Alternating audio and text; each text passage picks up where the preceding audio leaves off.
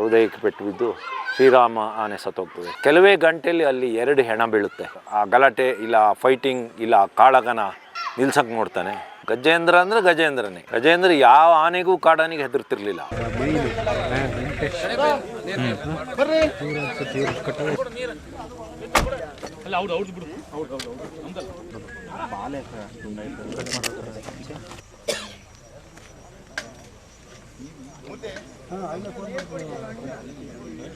ಪರಿಸ್ಥಿತಿ ಬಂದರೆ ತಲೆ ಕೊಟ್ಟು ಕಾದಾಡ್ತೀವಿ. ಆದರೆ ಹಾಗೆ ಇದ್ದ.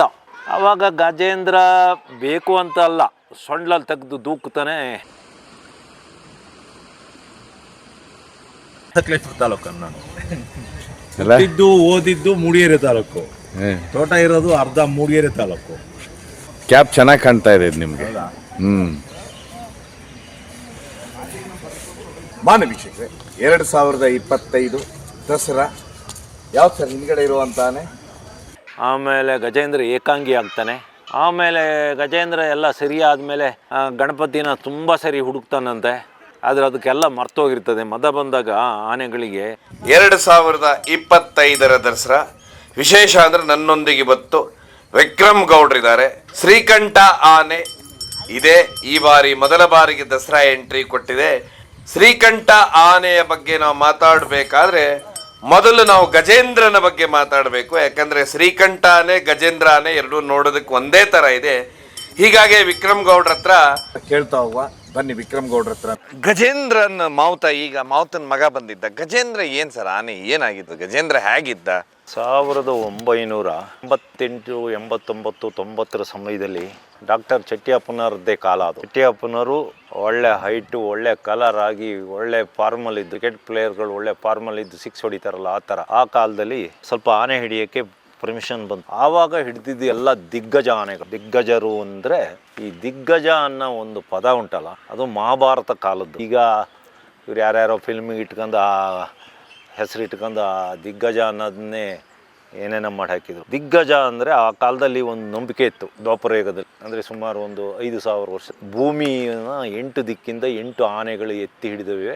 ಆ ಆನೆಗಳಿಗೆ ದಿಗ್ಗಜರು. ಹಾಗೆ ಈ ದಿಗ್ಗಜ ಇಲ್ಲೂ ಒಂದು ದಿಗ್ಗಜ ಆನೆಗಳನ್ನು ಹಿಡಿದ್ರು. ದಿಗ್ಗಜರು ಅಂದರೆ ಅವರೆಲ್ಲ ನಮ್ಮ ಕರ್ನಾಟಕದ ಇತಿಹಾಸದಲ್ಲಿ ಏನು ಆನೆಗಳ ಇತಿಹಾಸ ಇರ್ಬೋದು. ಇತಿಹಾಸ ಅಂದರೆ ಆ ಹಿಡಿಯ ಇತಿಹಾಸ ಉಂಟಲ್ಲ, ಪಳಗಿಸಿದ್ದು, ಅರಮನೆಗೆ ಬಂದಿದ್ದು, ಅಂಬಾರಿ ಹೊತ್ತು, ಅವೆಲ್ಲ ಒಂದೊಂದು ದೊಡ್ಡ ದೊಡ್ಡ ಕಥೆಗಳು. ಒಂದೊಂದು ಆನೆಗಳ ಹಿಂದೆ ಒಂದು 100-200 ಪೇಜ್ ಬರೆಯೋಷ್ಟು ಅವುಗಳ ರೋಚಕ ಕಥೆಗಳಿವೆ. ಆ ದಿಗ್ಗಜ ಆನೆಗಳು ಅಂದರೆ ಬಲರಾಮ ಇರ್ಬೋದು, ಗಜೇಂದ್ರ, ಭರತ, ವಿಕ್ರಮ, ಹೀಗೆ ಸುಮಾರು 8-9 ಆನೆಗಳನ್ನು ಹಿಡಿಯಲಾಯ್ತು ಆ ಸಮಯದಲ್ಲಿ.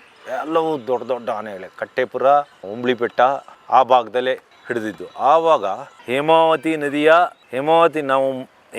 ನದಿ ಭಾಗದಲ್ಲಿ ಪೂರ್ವಕ್ಕೆ ಮುಖ ಹಾಕಿ ನಿಂತರೆ ನಮ್ಮ ಬಲ ಭಾಗದಲ್ಲಿ ಇರೋ ಬಲದಂಡೆಯಲ್ಲಿ ಆ ದಿಗ್ಗಜರು ಇದ್ದ ಕಾಡುಗಳು. ಆದರೆ ಎಡದಂಡೆಯಲ್ಲಿ ಇರೋ ಕಾಡಿಗೂ ಬರ್ತಿದ್ದು, ಅಲ್ಲೂ ಇರ್ತಿದ್ದು. ಅಂದರೆ ಕಟ್ಟೆಪುರ, ಅದ್ರ ಪಕ್ಕ ಹಂಪಾಪುರ, ಅದ್ರ ಪಕ್ಕ ಉಂಬ್ಳಿ ಬೆಟ್ಟ, ಈ 3 ಬೆಟ್ಟಗಳಲ್ಲಿ ಹಿಡಿದಿದ್ದು. ಆವಾಗ ಗಜೇಂದ್ರ ಆನೆ ಹಿಡಿಯಲಾಯಿತು. ಗಜೇಂದ್ರ ಆನೆ ವಾರಿ ಕಟ್ಟುಮಸ್ತಾದ ಆನೆ. ಗಜೇಂದ್ರ ಮೈಸೂರು ಅರಮನೆಯಲ್ಲಿ ಪಟ್ಟದಾನೆ. ಆಕರ್ಷಕವಾದ ಕೊಂಬುಗಳು, ಭಾರಿ ಹೈಟು, ಭಾರಿ ಧೈರ್ಯಶಾಲಿ, ಭಾರಿ ತಾಕತ್ತಾನೆ. ಯಾವ ಆನೆನೂ ಹಿಡಿದ್ರು ಆ ಗಜೇಂದ್ರಿಗೆ ಕಟ್ಟಿ ಎಳ್ಕೊಬರ್ತಿದ್ವಿ. ಒಂದು ಸ್ವಲ್ಪ ಅಲ್ಲಾಡ್ದಲ್ಲೇ ರಾತ್ರಿ ಹಗಲು ಲೆಕ್ಕನೇ ಇರಲಿಲ್ಲ. ಒಂದು ಸ್ವಲ್ಪನೂ ಬೇಜಾರು ಮಾಡ್ಕೊಂತಿರ್ಲಿಲ್ಲ, ಸಿಟ್ಟು ಮಾಡ್ಕೊಂತ. ಆಮೇಲೆ ನಾನು ಅದ್ರದ್ದು ಮಾವುತ ನಾನು ನೋಡಂಗೆ ಗಣಪತಿ. ಅದ್ರ ಹಿಂದೆ ಯಾರಿದ್ರು ನನಗೆ ಗೊತ್ತಿಲ್ಲ, ಬಹುಶಃ ಗಣಪತಿನೂ ಒಬ್ಬ ಸಮರ್ಥ ಧೈರ್ಯಶಾಲಿ. ಆದರೆ ಗಜೇಂದ್ರ ಆನೆ ಮೇಲೆ ನಾವು ಕೂತ್ಕೊಂಡು ತುಂಬ ಆನೆ ನಾನು ಹೋಗಿ ವೆಂಕಟೇಶಣ್ಣನ ಜೊತೆ ಹೋಗಿ ಹಿಡಿದೀವಿ. ಗಜೇಂದ್ರ ಆನೆ ಮೇಲೆ ಬೇರೆ ಆನೆಗಳು ಫೈಟಿಗೆ ಬಂದಾಗಲೂ ಏನು ಗಜೇಂದ್ರ ಹೆದರ್ತಿರ್ಲಿಲ್ಲ. ಗಜೇಂದ್ರನ ನೋಡೇ ಹೆದರಿ ಓಡೋಗ್ತಿದ್ದು. ಯಾವ ಆನೆನೂ ಗಜೇಂದ್ರ ಹತ್ರ ಕುಸ್ತಿಗೆ ಬಂದಿದ್ದು ನಾನು ನೋಡಲೇ ಇಲ್ಲ. ನಾನು ತುಂಬ ಸತಿ ಗಜೇಂದ್ರನ ಮೇಲೆ ಕೂತ್ಕೊಂಡಿದ್ದೀನಿ. ಆಮೇಲೆ ಗಜೇಂದ್ರ ಎಷ್ಟು ನಾನು ಅದು ಸೆಲ್ಗೆ ಅಂದರೆ ಒಂದು 20 ಫಾರೆಸ್ಟ್ ಜೀಪ್ಗಳಿದ್ದರೂ ನನ್ನ ಜೀಪ್ ಬಂದ ಕೂಡಲೇ ಗಜೇಂದ್ರ ಗೊತ್ತಾಗ್ತದೆ. ನಂದು ಇಂಜಿನ್ ಸೌಂಡ್ ಒಂದು ಸ್ವಲ್ಪ, ನಂದು ಇಸುಜು ಇಂಜಿನ್ ಹಾಕ್ಸಿದ್ದೆ ನನ್ನ ಜೀಪಿಗೆ. ಅವೆಲ್ಲ ಮಹೇಂದ್ರ ಇಂಜಿನ್ಗಳು, ಹಾಗಾಗಿ ಏನೋ ಇಂಜಿನಲ್ಲಿ ಸೌಂಡಲ್ಲಿ ಗೊತ್ತಾಗ್ತಿತ್ತೇನೋ. ಆಮೇಲೆ ನಾನು ಬಂದ ಕೂಡಲೇ ನನ್ನ ಜೀಪ್ ಒಳಗೆಲ್ಲ ಸೊಂಡ್ಲು ಹಾಕಿ ನಾನು ಇಟ್ಕೊಂಡಿದ್ದು ಊಟ ಎಲ್ಲ ತಕ್ಕಂತ ತಿಂತಿತ್ತು. ನಮಗೇನು ಬೇಜಾರಾಗ್ತಿರ್ಲಿಲ್ಲ. ಹಾಗೆ ಗಜೇಂದ್ರ ಏನಾಗಿತ್ತು, ಆ ಗಜೇಂದ್ರ ಹಿಡಿಯೋ ಟೈಮಲ್ಲಿ ಬಹುಶಃ ಶ್ರೀರಾಮ ಆನೆ ಅಂತ ಕಾಣ್ತದೆ. ಶ್ರೀರಾಮ ಆನೆ ಗಜೇಂದ್ರನಿಗೂ ಗಜೇಂದ್ರ ಮಾವತ ಗಣಪತಿಗೂ ಭಾರಿ ಅನ್ಯೋನ್ಯವಾದ ಒಂದು ಸಂಬಂಧ ಇತ್ತು. ನಾನು ಅವರಿಬ್ಬರನ್ನ ನೋಡೋಕೆ ಹೋದಾಗ ಗಜೇಂದ್ರನಿಗೆ ಪ್ರಿಯ ಆದ ವಸ್ತುನ ನಾನು ಜೀಪಲ್ಲಿ ಇಟ್ಕೊಂತಿದ್ದೆ. ಅದೇನಂದರೆ ಗಜೇಂದ್ರನಿಗೆ ಕಬ್ಬು ಬೇಕಿತ್ತು. ಹಾಗಾಗಿ ಆಮೇಲೆ ಎಲ್ಲೋ ಒಂದೊಂದು ಸತಿ ಭಾರಿ ಒಳ್ಳೆ ಮನುಷ್ಯ. ಅದು ಬಹುಶಃ ಕೇಗುಡಿಯಲ್ಲಿ ಅನ್ನಿಸ್ತದೆ. ಆವಾಗ ಗಜೇಂದ್ರನಿಗೆ ಮದ ಬಂದಿತ್ತು. ಮದ ಬಂದಾಗ ಅಲ್ಲೇ ಶ್ರೀರಾಮ ಆನೆ ಇತ್ತು. ಗಜೇಂದ್ರನ ಹಿಡಿದಾಗ ಶ್ರೀರಾಮ ಆನೆ ತುಂಬ ಹೊಡೆದು ಗಾಯ ಎಲ್ಲ ಮಾಡಿ ನೋವು ಉಂಟು ಮಾಡಿತ್ತು. ಅದು ಮನಸ್ಸಲ್ಲಿ ಇತ್ತು ಗಜೇಂದ್ರನಿಗೆ. ಮದ ಬಂದಾಗ ಅದು ಗಜೇಂದ್ರನಿಗೆ ನೆನಪಾಯಿತು. ಸಾಮಾನ್ಯಕ್ಕೆ ಆನೆಗಳು ಸೇಡ್ ತೀರಿಸ್ಕೊಳ್ತವೆ. ಭಾರೀ ದಿವಸ ಮನಸ್ಸಲ್ಲೇ ಇಟ್ಕೊಂಡು ಒಂದು ದಿವಸ ಸೇಡ್ ತೀರಿಸ್ತವೆ. ಅದು ಮನುಷ್ಯರ ಮೇಲಾದರೂ ಆಗ್ಬೋದು, ಅವು ಸಹಪಾಠಿಗಳು ಇಲ್ಲ ಆನೆಗಳ ಮೇಲೂ ಆದರೂ ಆಗ್ಬೋದು. ಅವತ್ತು ಒಂದು ದಿವಸ ಅದು ಭಾರಿ ದುರದೃಷ್ಟಕರವಾದ ದಿನ. ಅದು ಅಂಥ ಘಟನೆ ಬಹುಶಃ ಈ ಹಿಂದೆ ನಡೆದಿರಲಿಲ್ಲ, ಮುಂದೆನೂ ನಡೆಯೋದು ಬೇಡ. ಗಜೇಂದ್ರನಿಗೂ ಶ್ರೀರಾಮ ಆನೆಗಳು ಮುಖಾಮುಖಿ ಆಗಿಬಿಡ್ತವೆ. ಬಹುಶಃ ಫ್ರೀ ಬಿಟ್ಟಿದ್ರು ಅಂತ ಕಾಣ್ತದೆ. ಎಲ್ಲಿ ಸರ್, ಯಾವ ಕ್ಯಾಂಪಲ್ಲಿ? ಕೇಗುಡಿಯಲ್ಲಿ. ಆಮೇಲೆ 2 ಫೈಟ್ ಮಾಡ್ತಾ ಇರ್ತವೆ. ಫೈಟು ಅಂದರೆ ಅದೊಂದು ಜೀವನ್ಮರಣಗಳ ಹೋರಾಟ. ನಾನು ಇಲ್ಲ ನೀನು ಅಂತ, ಯಾರು ಒಬ್ಬ ಬದುಕಬೇಕು, ಸಾಯ್ಬೇಕು. ಆ ಸಮಯದಲ್ಲಿ ಏನಾಗ್ತದೆ, ಗಣಪತಿ ಸೀದಾ ಹೋಗಿ ಗಜೇಂದ್ರನಿಗೆ 1-2 ಹೊಡೆದು ಬೈದು ಆ ಗಲಾಟೆ ಇಲ್ಲ ಫೈಟಿಂಗ್ ಇಲ್ಲ ಕಾಳಗನ ನಿಲ್ಸಕ್ಕೆ ನೋಡ್ತಾನೆ. ಆವಾಗ ಗಜೇಂದ್ರ ಬೇಕು ಅಂತ ಅಲ್ಲ, ಸೊಂಡ್ಲಲ್ಲಿ ತೆಗೆದು ದೂಕ್ತಾನೆ. ಆದರೆ ಆ ದೈತ್ಯಾಕಾರದ ಒಬ್ಬ ಸುಮಾರು 6000 kg ಒಂದು ಆನೆ, ಒಂದು 45-50 kg ಒಬ್ಬ ಮನುಷ್ಯ, ಅವನಿಗೆ ಇಲಿ ಲೆಕ್ಕ. ಬಹುಶಃ ಗಜೇಂದ್ರ ಬೇಕು ಅಂತ ಸಾಯಿಸಿರೋದಲ್ಲ. ಯಾಕೆಂದರೆ ಮದ ಬಿಟ್ಟ ಮೇಲೆ ಗಜೇಂದ್ರನ ಮದ ಇದಾದ ಮೇಲೆ ಗಜೇಂದ್ರ ತುಂಬ ಆನೆ ತುಂಬ ಹುಡುಕ್ತಂತೆ, ಅವನ್ನ ಎಲ್ಲ ಕಡೆ ಹುಡುಕ್ತಾ ಇತ್ತಂತೆ. ಅದಿರಲಿ. ಆಮೇಲೆ ಒಂದು ಘನಘೋರ ಕಾಳಗ ನಡೀತಾ ಇರ್ತದೆ. ಇವನು ಹೋಗ್ತಾನೆ ಗಣಪತಿ. ಅವನದೇ ಆನೆ ಅಲ್ಲ, ಅವನೇ ಸಾಕಿದ ಆನೆ ಅಲ್ಲ, ಅವನೇ ಬೆಳೆಸಿದ ಆನೆ ಅಲ್ಲ, ಸಲಿಗೆ ಇರ್ತದಲ್ಲ. ಹೋಗಿ ಒಂದೇಟು ಹೊಡೆದ, ಏನೋ ಒಂದು ದೂಕಿ ಬೈತಾನೆ, ಏಯ್ ಬಿಡು ಅಂತಲ್ಲ, ಏನೋ ತೆಗೆದು ಸೊಂಡ್ಲಲ್ಲಿ ದೂಕುತ್ತೆ. ಬಹುಶಃ ದೂಕಕ್ಕೆ ಕಾರಣ ನಮ್ಮಿಬ್ಬರು ಫೈಟಲ್ಲಿ ಇವನು ಮಧ್ಯೆ ಸಿಕ್ಕಿ ಏನಾರು ಆದರೆ ಅನ್ನೋ ಕೇರು ಇರ್ಬೋದು. ನಾವು ನಮ್ಮ ಎದುರಿಗೆ ಯಾರು ಒಬ್ಬ ಮನುಷ್ಯ ಸಿಕ್ಕಿರೆ ಈ ಸೈಡಿಗಿರು ಮರೆ ಅಂತ ಹಿಂಗೆ ದೂಕ್ತೀವಲ್ಲ ಕೈಯಲ್ಲಿ, ಅದೇ ಥರ ದೂಕಿ. ಆದರೆ 6000 kg ಆನೆ, 45 kg ಮನುಷ್ಯ, ಇವನು ಸೊಂಡ್ಲಿನ ಹೊಡೆತಕ್ಕೆ ಇಲ್ಲ ದೂಕಿದ್ದಕ್ಕೆ ಸ್ವಲ್ಪ ದೂರ ಹಾರಿ ಬಿದ್ದು ಸತ್ತೋಗ್ಬಿಡ್ತಾನೆ. ಅವನು ಭಾರಿ ವೀಕ್ ಇದ್ದ. ಅದಾದ ಕೂಡಲೇ ಗಜೇಂದ್ರ ಶ್ರೀರಾಮನ ಕಾಳಗ ಜಾಸ್ತಿ ಆಗ್ತದೆ. ಲಾಸ್ಟಿಗೆ ಗಜೇಂದ್ರ ಒಂದು ಆನೆಗಳು ಪಟ್ಟಾಗ್ತವೆ. ಆನೆಗಳು ತಲೆ, ಕೋರೆ, ಸೊಂಡ್ಲುಗಳನ್ನು ಉಪಯೋಗಿಸ್ಕೊಂಡು ಪಟ್ಟಾಗ್ತವೆ. ಅವು ಏನು ಪ್ಲ್ಯಾನ್ ಹಾಕ್ತಾ ಇರ್ತವೆ ಅಂದರೆ, ಜಟ್ಟಿಗಳು ಹೇಗೆ ಪ್ಲ್ಯಾನ್ ಹಾಕಿ ಚಿತ್ತು ಮಾಡಬೇಕು, ಒಬ್ಬನ್ನ ಹೇಗೆ ಅಂತಾನ ಮಾಡಿ ಬೀಳಿಸ್ಬೇಕು, ಅದಕ್ಕೆ ಹೇಗೆ ಪಟ್ಟಾಗ್ತಾರೆ ಅದೇ ಥರ ಪಟ್ಟಾಗ್ತವೆ. ಆನೆಗಳ ಕಾಳಗದಲ್ಲಿ ಯಾವ್ದಾರ ಒಂದು ಆನೆ ಅಡ್ಡ ಬಂತು ಅಂದಾಗ ಅದಕ್ಕೆ ಮರಣನೇ. ಇದೇನಾಗ್ತದೆ, ಜೋರಾಗಿ ದೂಕಿ ಪಟ್ಟಾಕಿ ಕೋರೆಲ್ ಹೊಡೆಯುತ್ತೆ. ಅದು ಎಲ್ಲಿಗೆ, ಈ ರಿಬ್ಸ್ ಮತ್ತು ಈ ಹೃದಯ ಶ್ವಾಸಕೋಶ ಈ ಭಾಗಕ್ಕೆ. ಆವಾಗ ಕೋರೆ ಒಳಗೆ ಹೋದ ಕೂಡಲೇ ಅದು ಬ್ಲೀಡಿಂಗ್ ಆಗಿ ಇಲ್ಲ ಅದು ಶ್ವಾಸಕೋಶ ಇಲ್ಲ ಹೃದಯಕ್ಕೆ ಪೆಟ್ಟು ಬಿದ್ದು ಶ್ರೀರಾಮ ಆನೆ ಸತ್ತೋಗ್ತದೆ. ಕೆಲವೇ ಗಂಟೆಯಲ್ಲಿ ಅಲ್ಲಿ 2 ಹೆಣ ಬೀಳುತ್ತೆ. ಎಲ್ಲಿ ಸರ್? ಅಲ್ಲಿ ಆಮೇಲೆ ಏನಾಗ್ತದೆ, ಇನ್ನೆಲ್ಲ ಅಂಬಾರಿ ಇಲ್ಲಿ ಮೈಸೂರಿಗೆ ಕರ್ಕೊಬರೋಕ್ಕೆಲ್ಲ ಹೆದರ್ತಾರೆ. ಆಮೇಲೆ ಇದ್ರದ್ದು 2 ಹೆಣ ಅಂದರೆ ಒಂದು ಶ್ರೀರಾಮ ಆನೆ ಸತ್ತೇ ಹೋಗುತ್ತೆ. ಶ್ರೀರಾಮ ಆನೆನ ಹೊಡೆದಾಕುತ್ತೆ, ಶ್ರೀರಾಮ ಆನೆ ಸತ್ತೋಗ್ತದೆ. ಅದಕ್ಕಿಂತ ಮೊದಲು ಗಣಪತಿಯಲ್ಲಿ ಸತ್ತೋಗಿರ್ತಾನೆ. ಗಣಪತಿ ಬಾಡಿ ತಗೊಂಡು ಹೋಗಕ್ಕೂ ಇವರಿಗೆ ಯಾರಿಗೂ ಹೆದರಿಕೆ ಆಗಿರ್ತದೆ. 2 ಬಾಡಿ ಕೆಲವೇ ಗಂಟೆಯಲ್ಲಿ 2 ಜನ ಸತ್ತೋಗ್ತಾರೆ, ಒಂದು ಆನೆ ಒಬ್ಬ ಆಮೇಲೆ ಇದಕ್ಕೊಂದು ಕೊಲೆ ಗುಡುಕನ್ನು ಪಟ್ಟ ಕಟ್ಟಿಬಿಡ್ತಾರೆ. ಇದನ್ನ ನೆಗ್ಲೆಕ್ಟ್ ಮಾಡ್ತಾರೆ. ಒಂದು ಪಟ್ಟದ ಆನೆನ ಮಾತೃಗಳು ಹತ್ರಕ್ಕೆ ಹೋಗಿ ಹೆದರ್ತಾರೆ. ಅವನ ಮಗ ಭಾರಿ ಚಿಕ್ಕದಾಗಿರ್ತಾನೆ, ಅವನಿಗೂ ಅಲ್ಲಿಗೆ ಹೋಗೋಕ್ಕೆ ಒಪ್ಪಲ್ಲ. ಆಮೇಲೆ ಗಜೇಂದ್ರ ಏಕಾಂಗಿ ಆಗ್ತಾನೆ.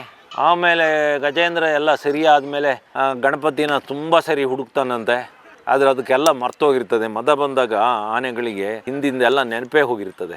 ಅದು ಏನಿದ್ರೂ ರೋಷ ವೇಷ ಸಿಕ್ಕಿದ ಮೇಲೆ ದಾಳಿ ಮಾಡೋದು.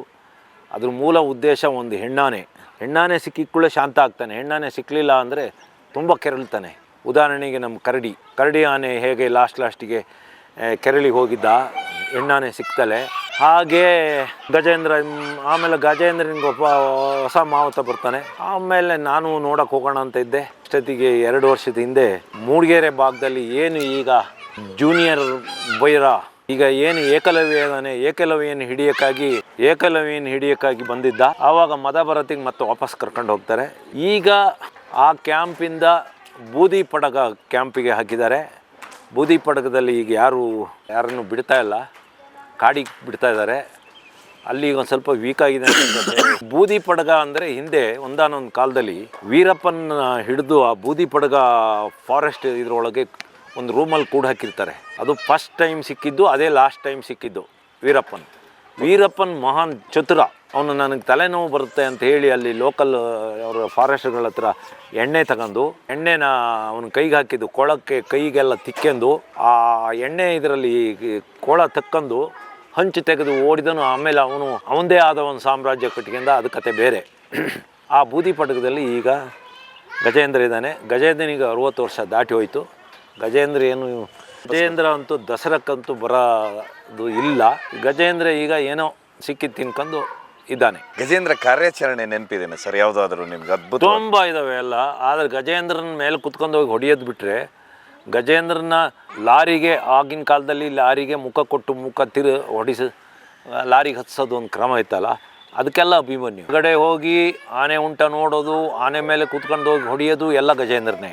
ಆಮೇಲೆ ಅದು ಎಂಥ ಆನೆ ಆದರೂ ಒಂದು ಚೂರು ಅಲ್ಲಾಡ್ದಲ್ಲಿ ಎಳ್ಕೊಂಡು ಬಂದು ಬಿಸಾಕ್ತಿದ್ದ ಗಜೇಂದ್ರ. ಅವನು ಪಾಡಿಗೆ ಅವನು ಇರ್ತಿದ್ದ. ಗಜೇಂದ್ರ ಅಂದರೆ ಗಜೇಂದ್ರನೇ. ಗಜೇಂದ್ರ ಯಾವ ಆನೆಗೂ ಕಾಡಾನಿಗೆ ಹೆದರ್ತಿರ್ಲಿಲ್ಲ. ಪರಿಸ್ಥಿತಿ ಬಂದರೆ ತಲೆ ಕೊಟ್ಟು ಕಾದಾಡ್ತಿದ್ದ. ಆದರೆ ಹಾಗೆ ಇದ್ದ. ಅವನ ಕೋರೆಗಳು, ತೊಟ್ಲು ಕೋರೆಗಳು, ದಪ್ಪ ಕೋರೆಗಳು, ದೊಡ್ಡ ತಲೆ.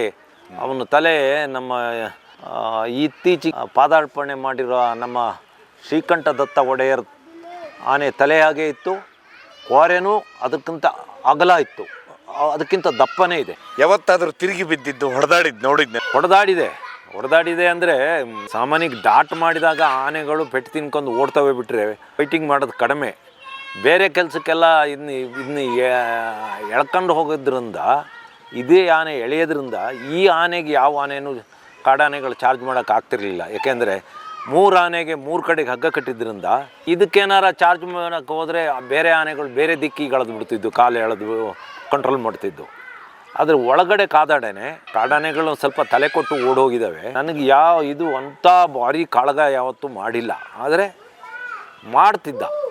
ಒಂದೊಂದು 5 ನಿಮಿಷಕ್ಕೆ ಎಲ್ಲ ತಲೆ ಕೊಟ್ಟಿರೋದೆಲ್ಲ ಉಂಟು. ತುಂಬ ಆನೆ ಹಿಡ್ತೀವಿ. ನಮ್ಗೆ ಇಲ್ಲಿ ಬಂದ ಕೂಡಲೇ ನಮಗೆಲ್ಲ ಹೇಳೋದು ಮಾತ್ರ, ಅಣ್ಣ ನಿಮ್ಮ ಆನೆ ಅಂತ. ಅದು ನನ್ನ ಆನೆ ಥರನೇ ಆಗೋಗಿ. ಬೇರೆ ಟೈಮಲ್ಲಿ ಹೋಗಿ ಅದಕ್ಕೆ ಏನೇನೋ ಕೊಡೋದು ತಿನ್ನೋಕ್ಕೆ, ಅದ್ರ ಜೊತೆ ತಿರುಗಾಡೋದು. ಆಮೇಲೆ ಅವನ ಜೊತೆ ಹೋಗಿ ನಾನು ನದಿಯೊಳಗೆ ಹೋಗಿ ಇಲ್ಲ ನೀರಲ್ಲಿ ಹೋಗಿ ಆ ಆನೆ ತೊಳೆಯೋದು, ಅದೇ ಕೆಲಸ ಆಗಿತ್ತು ನಮಗೊಂದು ಸ್ವಲ್ಪ ವರ್ಷ. ಆ 24 ಆನೆ ಗಜೇಂದ್ರನ ಏನು ಈಗ ನಮ್ಮ ಕಣ್ಣೆದುರಿಗೆ ನಿಂತಿದೆಯಲ್ಲ, ಶ್ರೀಕಂಠ ದತ್ತ ಒಡೆಯರ್, ಅವತ್ತು ನಾನು ಈ ಆನೆ ಮೇಲೆ ಗಜೇಂದ್ರ ಕರ್ಕೊಬಂದರು. ಈಗ ತಂದರು ಗಜೇಂದ್ರನಂಥ ಆನೆ ಇಲ್ಲಿ ಯಾವೂ ಇಲ್ಲ. ಆ ಎತ್ತರ, ಆ ಭವ್ಯ ನಿಲುವು, ನಡೆಯ ಗಂಭೀರ ಗತ್ತು ಇಲ್ಲಿ ಯಾವ ಆನೆಗಳಿಗೂ ಇಲ್ಲ.